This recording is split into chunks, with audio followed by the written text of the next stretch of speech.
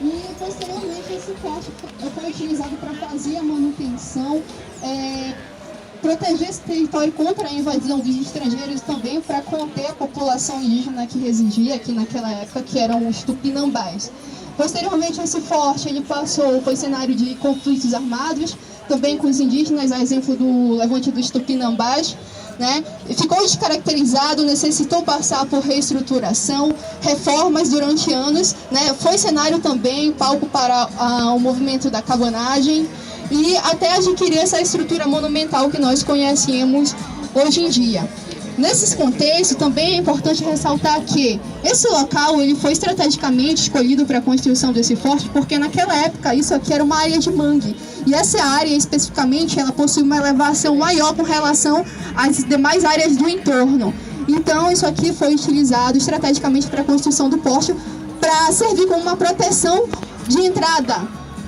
Uma proteção para a porta da região amazônica, sendo que esse ponto de confluência do Rio Guamá com a Baía do Guajará também era bastante utilizado pelas grandes navegações antigamente que transitavam aqui para fazer a exportação e importação das mercadorias e também dos escravos indígenas, né? Nesse sentido, as missões religiosas elas vão se destacar naquele período porque elas auxiliaram nesse processo de colonização portuguesa com relação à catequização. Esse processo de catequização não foi de maneira pacífica, já que os indígenas eles foram submetidos a costumes, hábitos diferentes, à cultura ocidental que não era deles. Houve resistência, sim, grande parte dessas aldeias indígenas foram dizimadas. Aqueles que não foram escravizados e que não morreram se refugiaram para as áreas interioranas. A exemplo dos tupinambás, hoje em dia, né, alguns deles foram refugiados, habitam na área da Bahia, na região de São Paulo. E grande parte dessas tribos tradicionais hoje se encontram em reservas indígenas. Bem, além dessas missões religiosas, nós podemos citar na história os jesuítas, os carmelitas, os mercedários que se destacaram aqui na nossa região. Esse modo de organização, principalmente dos jesuítas naquela época, fez com que esses religiosos exercessem uma grande influência sobre as aldeias indígenas. Eles tinham um método de organização que fazia contenção dessas tribos e transformavam em pequenos núcleos urbanos que eram submetidos à coroa portuguesa.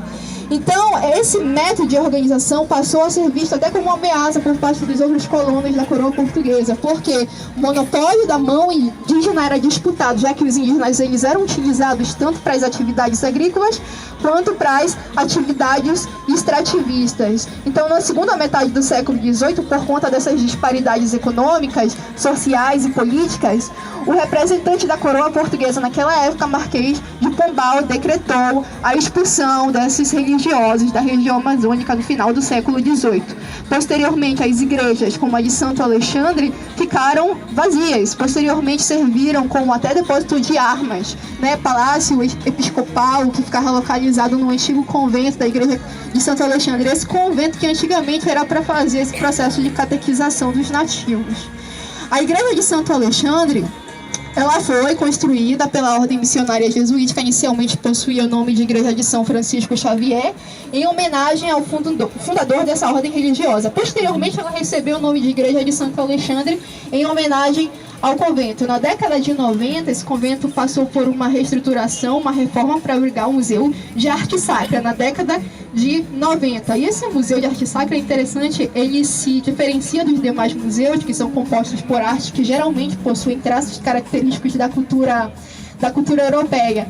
Em suma, esse acervo do Museu de Arte Sacra ele vai ser composto por obras que são feitas em cedro vermelho, madeira da região amazônica, que foram esculpidas pelos indígenas que contribuíram para a construção dessa igreja.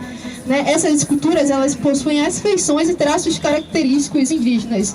Então é muito interessante vocês tiverem a oportunidade de conhecer a parte interna das esculturas, desses artistas indígenas daquela época. É bastante importante a gente visitar e analisar, ver isso de perto.